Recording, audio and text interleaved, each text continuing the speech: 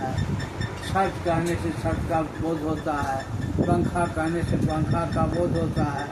तो संसार में जितने रूप हैं उस रूप के पहचान के लिए वो शब्द होता है। ये सारा जो शब्द है तो हम आपके लोक व्यवहार के लिए है, इसका भी ज्ञान जरूरी है। इसका ज्ञान नहीं रहेगा तो कैसे आप संसार में काम कीजिएगा। अब इसका अमर नाम है, उसका अनुराग नाम है, इसका वीरेंद्र बाबू नाम है, इसका नाम तो जमरेंद्र नाम है, इनका रामनी। तो पहचान के लिए सब है। तो जितना हम आप संसार में नाम रूपों को जानते हैं, एक वर्णात्मक नाम है, यह नाम कभी सब छूट जाता है, शरीर छूटता है, सब छूट जाता है। जितना भी है सब हमारा शरीर छूटा, इस शरीर से जितना भी नाम लोग जो भी हम ज्ञान किए थे सब समाप्त हो जाता है। लेकिन इस शरीर से अगर परमात्मा का नाम स्मरण कर लेते हैं तो वह शब्द कभी खत्म नहीं होता है। बाबा पीर के वाणी में है, अखंड साहिब का नाम और सब खंड है, अखंडित मेर सुमेर खंड ब्रह्मांड है। परमात्मा का जो नाम है अखंड, उसका खंड नहीं होता है, अगर सबका खंड है। जैसे पृथ्वी है, पृथ्वी का भी संतों ने कहा 9 खंड में है, 9 खंड, ये 9 खंड में है। कौन कौन खंड है?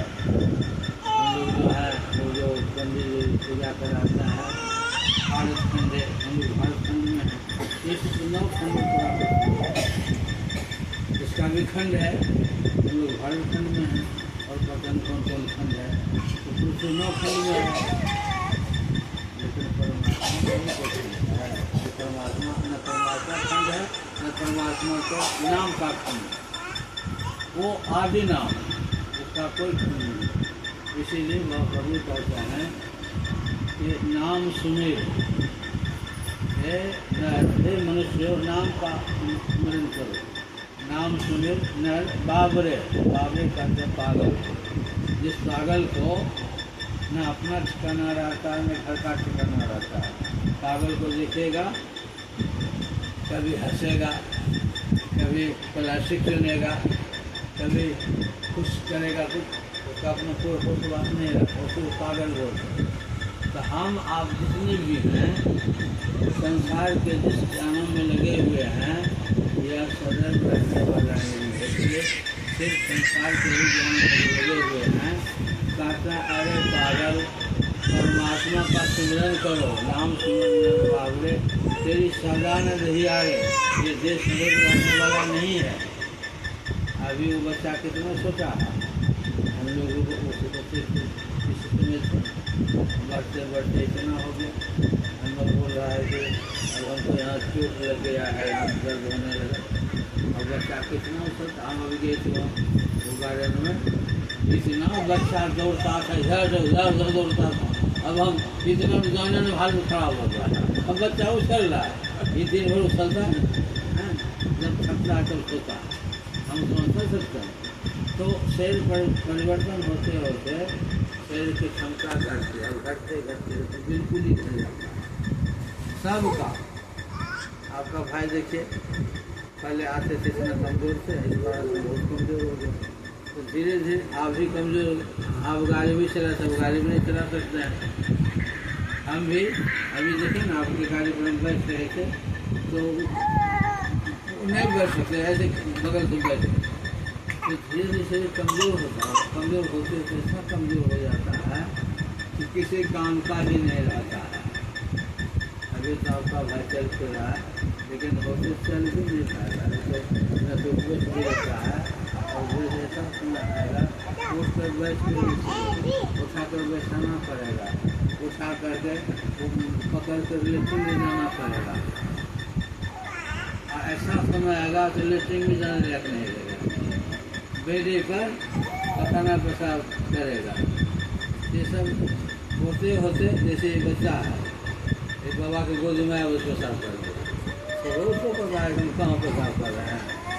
तो वही स्थिति हो जाता है बुढ़ापा का, तो क्षमता ही खत्म हो जाता है, अपने आप पेशाब हो जाता है, अपने आप पखाना हो जाता है, पाचन से कमज़ोर हो जाता है, और होते होते भोजन भी भोजन घट जाता है, तो भोजन करना ही बंद हो जाता है। जब भोजन करना बंद हो जाता है तब समझ जाता है अब ये नहीं बचेगा। जब सगे संबंधियों को खबर कर देते हैं कि आकर घर में बात कर ले पिताजी और अन्न बाढ़ दिया है, अन्न बाढ़ मुश्किल से 10-15 दिन बच जाए। हमारे हरिनंद भाई को बागाट में 3 साल से अन्न नहीं खा रहा है, 3 साल से थोड़ी बेशी हो गया, अन्न नहीं खा रहे हैं, बोलते भी खड़े बात करते हैं, लेकिन उसके ऐसे गुण है 10,000 रोज खर्चा होगा उनमें, 10,000 रोज खर्चा होता है। और कैसे कैसे वो नाक में कैसे उनको भोजन बढ़ता है, क्या मिला है 3-4 रुपये 300 से ज़्यादा हो, लेकिन ऐसी व्यवस्था है, चल रहा है। जब अन्न बंद हो जाता है किसी को उसको भी पाइप के द्वारा वो भी नहीं जाएगा तो हर कहो जी हर कहो राम नाम सब हो जाएगा। जिस दिन आपकी मृत्यु हो जाएगी तो सब खत्म, बेटा बेटी घर बार सब खत्म। आपका शरीर मुर्गा हो गया, इस शरीर को ले जा करके अपने रखा देंगे, आपकी लीला खत्म हो गई। बाबा कबीर कहते हैं अगर इस शरीर तो खत्म हो जाता है, लेकिन शरीर में हम रहते हैं, चेतन आत्मा जो है वो रहता है। शरीर के समाप्त होने पर भी शरीर जीव से निकल जाता है, जीव शरीर से निकल जाता है, फिर मुर्गा होगा, लेकिन एक निकलने के बाद वो रहता है, ऐसा सब लोग कहते हैं। अगर उससे प्रभु परमात्मा का स्मरण करेंगे, याद कर लेंगे, उस नाम के माध्यम से शरीर को छोड़ेंगे, सीधे परमात्मा मिल जाएंगे, फिर जन्म नहीं होगा। हम आपका जन्म इसीलिए होता है कि प्रभु परमात्मा में नहीं मिले। एक बार मैंने देखा कि पुस्तक जरूर वहाँ पर में तो सारे शिष्य परमात्मा में मिल ही जाता है, तो भक्ति करने की क्या जरूरत है। गुरु महाराज पूछते हैं हमसे तो महाप्रलय कब होगा, तो महाप्रलय का पता चुप रहे। तब गुरु महाराज कहते हैं महाप्रलय कब होगा इसका कोई ठिकाना नहीं है। हम जानते हैं परमात्मा का भजन करके परमात्मा अगर मिल जाएंगे तो महाप्रलय की दर्शन कहाँ से होंगे। तो यह जीव है परमात्मा का भजन करके इस तरह से परमात्मा को जो प्राप्त कर लेता है उनको किसी शरीर में नहीं जाना पड़ता है। इस शरीर से पहले शरीर के रहते परमात्मा मिले हुए रहते हैं। परमात्मा का जो नाम सुमिरन है वो नाम का जो शरीर है सुमिरन कर लेता है, नाम के माध्यम से परमात्मा मिलकर एक में हो जाते हैं। वही काम जो हम आप नहीं कर पाते हैं, संसार के ही मोह ममता में पड़े हुए रहते हैं। उदाहरण निकल जाते हैं, राम सुंदर बाप रे तेरी सजान दहिया रे, यह माया कहो कौन के। ये जितने चाहे पास देखते हैं बाबा को प्रश्न करते हैं कहो किनके है, यह माया कहो कौन के, किनके संग करे, किन्हीं के संग नहीं। गुजरी से उठी जाएगी, उदाहरण लगाते हैं जैसे गुजरी हाथ होती है, वो 2-4 घंटे के लिए हाथ लगता है, 2-3 बजे हाथ लगता है, और हाथ में ग्राहक लोग आते हैं, बेचने वाले भी आटा चावल दाल कपड़ा लेटी चूड़ी सब बेचने के लिए आते हैं। और जब शाम हो जाता है जो बिका फिर समेट करके हाथ चले, हाथ बंद हो गया वो, उसी को गुजरी हाथ बोलते हैं। तो जैसे गुजरी हाथ के लिए होती है उसी प्रकार जब तक प्राण है तभी तक ये हाथ गुजरी से उठ जाएगी, गुजरी का हाथ पे उड़ जाएगी, चेत अब आगे रह भागा चेत सचेत हो जाओ। उदाहरण देकर बताते हैं कि सोने की लंका बने, त्रेता युग में रावण की कैसी छाती, वो लंका कोई सोने का, इतना दुर्गम था कि चारों तरफ समुद्र से घिरा हुआ था, इतना कठिन था। लेकिन उस समुद्र में भी भगवान राम ने पुल बांधा, और पत्थर का पुल बांधा समुद्र में, 100 योजन का था, 400 कोस का समुद्र है, और उसमें पुल बना दिया। पुल बना करके पहले तो हनुमान जी ने गया सीता का पता लगाने के लिए, तो सारे लंका को देखा, और भगवान राम से लड़ाई हुआ तो सबको मार दिया। बाबा कबीर कहते हैं 1 लाख पूत 1.25 लाख नाते, जा रावण घर दिया न बाते, उसी घर में दिया बत्ती जलाने वाला नहीं है। दूसरा उदाहरण देकर बताते हैं कि 16 योजन के मध्य में चले सत्य के साहिरे, और 16 दुर्योधन मिली गई मोती के माहिरे। दुर्योधन कितना बड़ा राजा था, 16 चौकी 64 कोसों का राज था, 64 कोसों का राज था। उसके अलावा सम्राट था। उस समय अपने पृथ्वी पर जितने भी राजा लोग थे, सब राजा उसके अधीन थे। जिस राजा के अधीन सब होते हैं, उस राजा को सम्राट बोलते हैं। तो सम्राट 16 योजन के मध्य में चले सत्य के साहिरे, और 100 दुर्योधन मिले गए मोती के माहिरे। वह दुर्योधन में मिट्टी में मिल गया। जिस समय द्रौपदी को दुशासन से कहा, द्रौपदी को पकड़ कर महल से ले आओ सभा में, जो हम सबको जीत लिए थे। पहले ऐसा विधान जो जीत लेता है गुलाम हो जाता है, जो सजा देना से दे सकता है गुलाम हो गया। ऐसा उस विराट प्रथा में था। तो 5 भाई पांडव को जीत लिया, इस वक्त को जीत लिया। अब तो 5 भाई पांडव भी गुलाम हो गए। अब गुलाम की पत्नी भी तो गुलाम हो गई। अब गुलाम बना कर तो बैठा दिया सामने में, और दुशासन से कहा कि जाओ द्रौपदी को महल से ले आओ, नहीं आवे तो जबरन खींच करके लाना। आने के लिए तैयार नहीं थे, समझ गए परिस्थिति ठीक नहीं है, लेकिन जबरन दुशासन का केस पकड़ कर कथित कर भरी सभा में लाया। और भरी सभा में लाकर जैसे लाया दुशासन, दुर्योधन कहता है कि द्रौपदी को निवश करके मेरी जंघा पर बैठा दो। जैसे दुर्योधन ने कहा द्रौपदी को निवश करके मेरी जंघा पर बैठा दो, उसी समय भीम गदा लेकर खड़ा हो गया। कहा दुर्योधन अभी तुम गदा दिखाते हो, अगर मैं जीवित रहा तो इसी गदा से तुम्हारी जंघा पर तोड़ूंगा। और जब युद्ध हुआ, उस युद्ध में दुर्योधन को मार मार के खत्म कर दिया, मिट्टी में मिला दिया। जो दुर्योधन कितनी ख्याति थी और उसको मिट्टी में मिला दिया। उदाहरण देते हैं कि 16 योजन के मध्य में चले सत्य के साहिरे, और 100 दुर्योधन मिले गए माटी के में। जो दुर्योधन इतना बड़ा राजा था, वो मिट्टी में मिल गया। क्या हम आप ऐसे और सागर में आके कच्चे जीवन निकाले। बाबा कबीर कहते हैं संसार में आकर के अगर कुछ नेक नहीं किया, यह जियारा चली जाएगी। जैसे के सपना, रात में जो सपनाते हैं ना, सपने बहुत कुछ देखते हैं। बाबा संत ने कहा सपने मान नारी को भ्रम भयो, बालक कहाँ हिरायो। स्वप्न मैं देखती है कि मेरा बालक खो गया। अब बालक खो जाने पर माँ खूब बिलक बिलक करके रो रही है। उसमें हमको बता दे उसके बगल में सोया है, और स्वप्न देख रही है कि मेरा बच्चा चौराहा पर खो गया। उधर गए थे, उधर खो गया। अब खो जाने की पीड़ा इतनी माँ को है कि बेचारी बिलक बिलक करके रो रही है। लेकिन जैसे देखती है बच्चा तो मेरे बगल में है।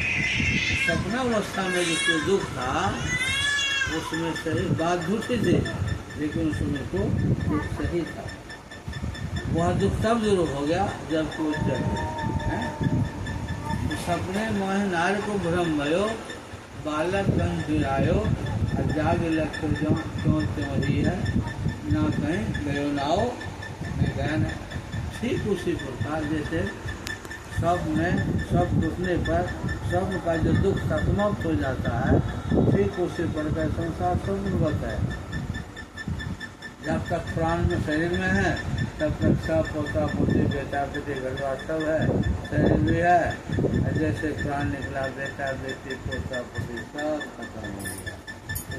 वही कहा कि संसार में आकर अगर भगवान का भजन नहीं किया और सागर में आए तो कछु क्यों न निकाले।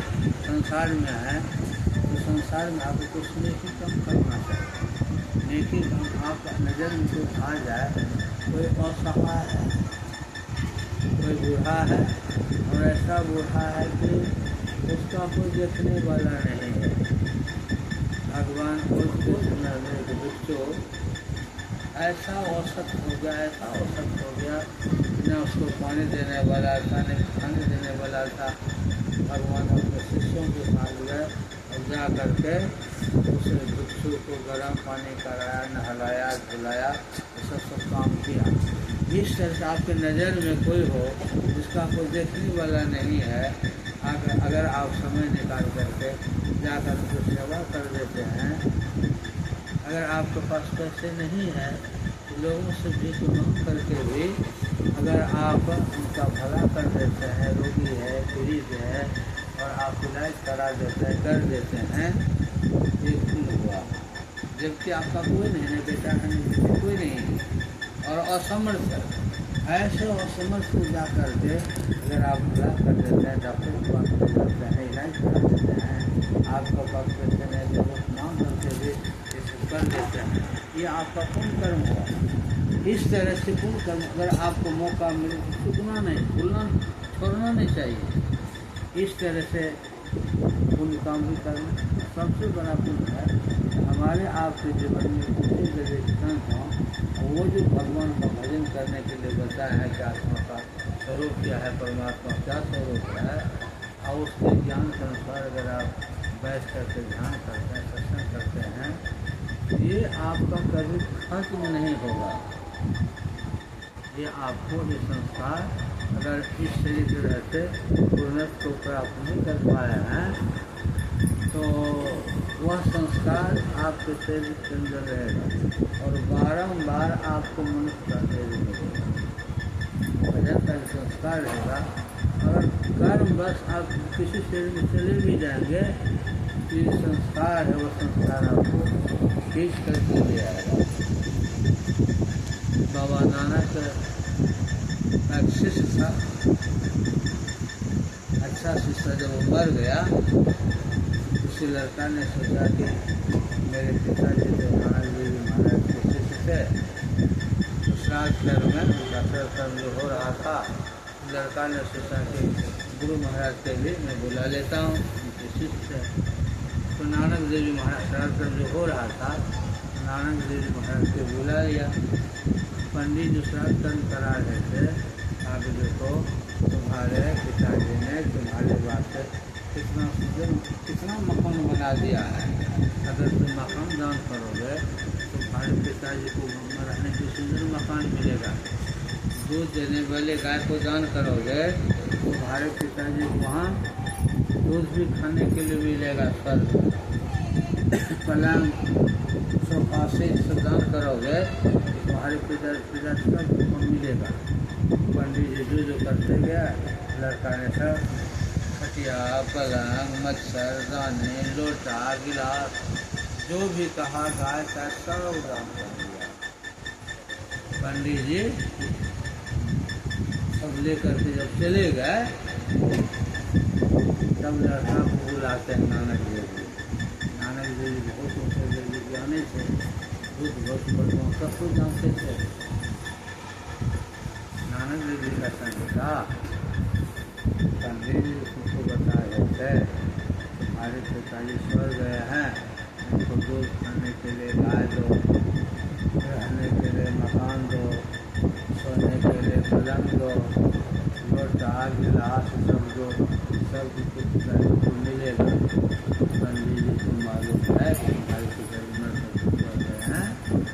पंडित जी को मालूम नहीं है तुम्हारे पिताजी की मृत्यु हुई है। तुम्हारे गांव से थोड़ी दूर में एक जंगल है, उसी जंगल में सिंहनी के पैसे पैदा हुआ है। चलो तुमको हम यकीन करा देते हैं। बड़ा अच्छा लगा। ठीक है बाबा चलिए। तो लड़का बाबा के साथ गया जंगल में। सब जानते थे कहाँ क्या है। जंगल में जाते हैं। सिंहनी का बच्चा था। बच्चा बिल के पास खेल रहा था और सिंहनी चारा करने के लिए गई हुई थी। नानक देव जी को नानक लड़का सिंहनी का बच्चा मेरे पास ले है। नानक देव जी कुछ देरी दे दी। का देरी उस सिंहनी के बच्चे कान में देरी दे दे और पूछो कि तुम्हारा बाप है कि नहीं। जैसे कान में देरी दिया और उससे पूछा सिंहनी के बच्चा से, आप मेरे पिताजी हैं? मनुष्य की भाषा में बोले, हाँ मैं तुम्हारा पिताजी हूँ। पूछने लगा कि हम कितने भाई बहन हैं? सब भाई बहन का नाम बता दिया। किनकी शादी बहनों की कहाँ हुई है वो सब बता दिया। कहाँ कहाँ संबंधी सब बता दिया। हर मकान की रूम का है, कितना है, खेत खलिहान सब बता दिया। अब तो कहा कि अब यकीन हो गया ना हमारा पिताजी है। हाँ मुझे यकीन हो गया। अब इस बच्चे को बिल के पास ले जाकर रख दो, वहाँ से ले लो, वहाँ से ले लो। अब लड़का जब नानक देव जी महाराज के साथ जाने लगा, आने लगा, लड़का हंसता है कि मुझे हमारे पिताजी को आपसे दर्शन करते थे, दर्शन करते थे, लेकिन इतने बड़े पुण्यात्मा होते हुए सिंहनी के पेट में कैसे चले गए? तब नानक देव जी कहते हैं, बेटा जिस समय तुम्हारे पिता की मृत्यु हो रहे थे उस पड़ोस में कोई मांस पका रहा था।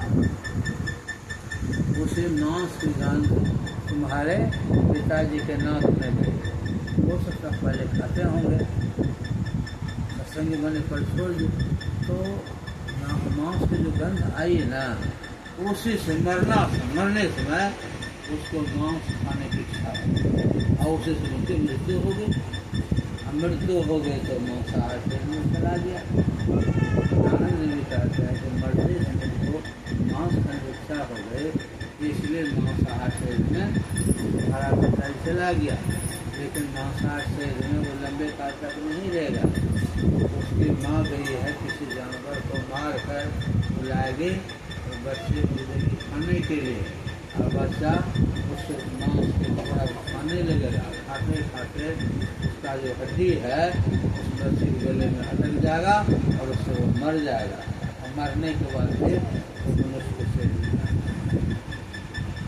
नारायण देव जी के अंतर्यामी से सब जानते थे तो बता।